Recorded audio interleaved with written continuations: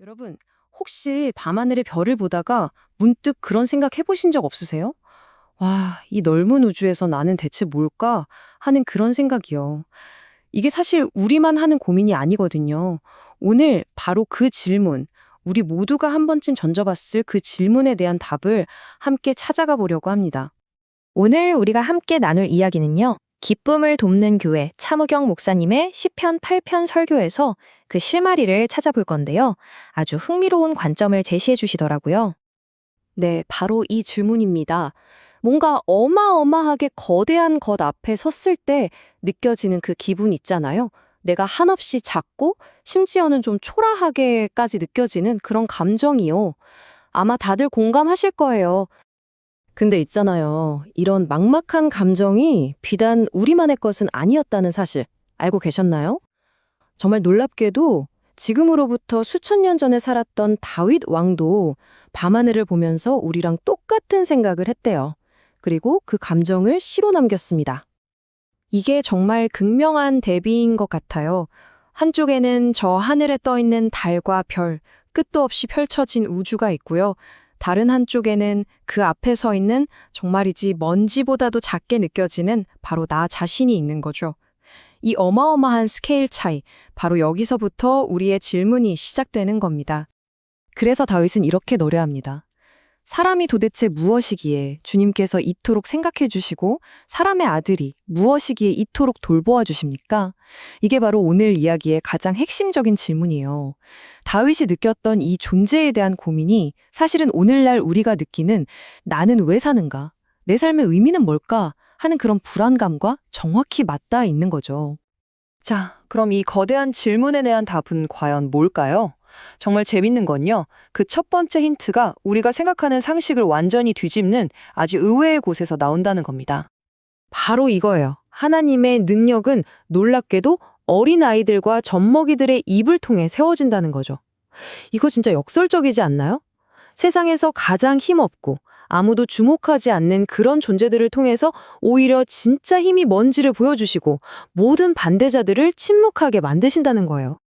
이건 다른 성경 구절에서도 똑같이 이야기하고 있어요.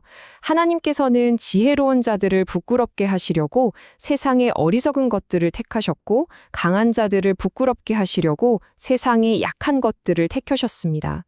이게 바로 하나님의 방식, 역설의 지혜라고 할 수 있겠죠. 세상의 기준과는 완전히 반대로 일하시는 거예요. 실제로 성경을 보면 이런 예들이 정말 많습니다. 보세요. 말구유에 누워있던 아기가 온 인류의 구원자가 되고요. 작은 목동 소년이 모두가 두려워하는 거인을 쓰러뜨리죠. 심지어 말을 더듬던 사람이 한 민족 전체를 이끄는 지도자가 되기도 합니다. 이 모든 게 뭐예요? 전부 다 겉으로 보기엔 가장 약해 보이는 존재들을 통해 가장 위대한 일을 이루신 사례들이잖아요. 자, 이렇게 약함을 통해 강함을 드러내시는 하나님의 방식을 봤는데요. 그럼 이제 진짜 핵심으로 들어가 보죠. 이 광대한 우주 앞에서 나는 누구인가? 라는 질문에 대한 가장 강력하고 또 가장 놀라운 대답이 여기 있습니다. 여기서 우리가 주목해야 할 건 바로 이 관점의 차이입니다. 우리는 스스로를 어떻게 보죠? 아, 나는 우주 속의 먼지일 뿐이야. 잊혀진 존재야. 별 볼 일 없어. 이렇게 생각하기 쉽잖아요. 그런데 하나님은 우리를 어떻게 보실까요? 정반대입니다. 하나님은 우리를 적극적으로 기억하시고 끊임없이 돌보시는 존재로 보신다는 거예요. 실패자가 아니라 당신의 모습을 비추는 거울처럼 귀하게 여기신다는 거죠. 그리고 시편은 이렇게까지 선언합니다. 주님께서는 그를 하나님보다 조금 못하게 하시고 영광과 존귀로 관을 씌우셨습니다. 여러분, 이 말이 무슨 뜻인지 아시겠어요? 이건 정말 엄청난 선언이에요. 이 세상 만물 중에서 인간의 위치가 우리가 감히 상상하는 것보다 훨씬 더 높고 존귀하다는 뜻이거든요. 다시 말해서 우리의 가치는 우리가 뭘 잘하고 뭘 성취했느냐에 달려있는 게 아니라는 겁니다. 그냥 존재 자체로 하나님의 형상대로 만들어졌다는 그 사실 하나만으로 마치 왕족처럼 하나님의 자녀처럼 존귀한 대우를 받는다는 의미예요. 우리의 가치는 위치에서 오는 거지 성과에서 오는 게 아니라는 거죠. 자, 이렇게 우리가 얼마나 존귀한 존재인지 알게 됐잖아요? 그럼 이야기는 자연스럽게 다음 단계로 넘어갑니다. 나는 누구인가에서 그럼 나는 무엇을 위해 사는가? 라는 질문으로요. 하나님은 우리에게 그냥 너는 소중해 라고만 말씀하시는 게 아니라 아주 특별한 사명, 즉 목적까지 주셨습니다. 성경에 보면 하나님이 인간에게 세상을 다스리라고 하셨다는 말이 나오는데 여기서 다스린다는 말이 오해하기 쉬워요. 이건 막 군림하고 착취하라는 뜻이 전혀 아닙니다. 여기서 말하는 건 청지기의 역할이에요. 마치 목자가 양떼를 아끼고 돌보듯이 책임감을 가지고 이 세상을 잘 관리하고 돌보라는 의미죠. 그러니까 우리의 역할은 이런 거예요. 첫째, 이 세상이 하나님이 우리에게 주신 선물이라는 걸 인정하고요. 둘째, 내 마음대로 하는 게 아니라 주인이신 하나님의 뜻에 따라 잘 관리하는 겁니다.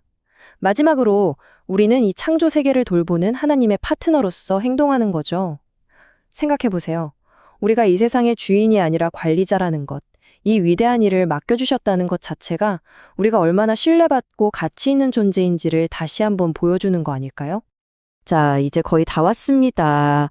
우리가 처음 시작했던 질문으로 다시 돌아가서 지금까지 찾은 조각들을 한번 하나로 맞춰볼게요. 과연 사랑 안에서 찾은 대답은 무엇일까요? 시편 8편은 주의 이름이 온 땅에 어찌 그리 아름다운지요 라는 찬양으로 시작하잖아요. 왜 다윗은 그렇게 고백했을까요? 이제 그 이유가 분명해집니다. 우리가 스스로를 잊혀진 존재라고 생각할 때 하나님은 우리를 기억하시기 때문입니다. 우리가 스스로 가치 없다고 느낄 때 우리를 돌보시기 때문입니다.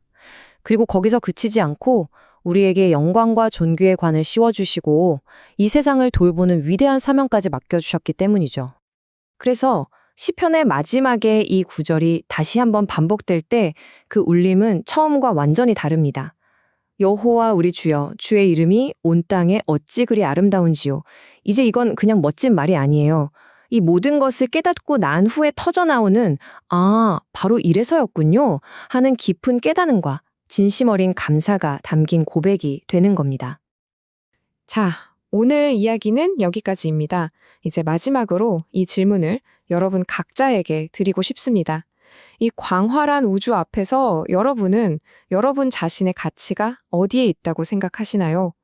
오늘 함께 나눈 이야기들을 한번 곰곰이 생각해 보시는 시간이 되셨으면 좋겠습니다.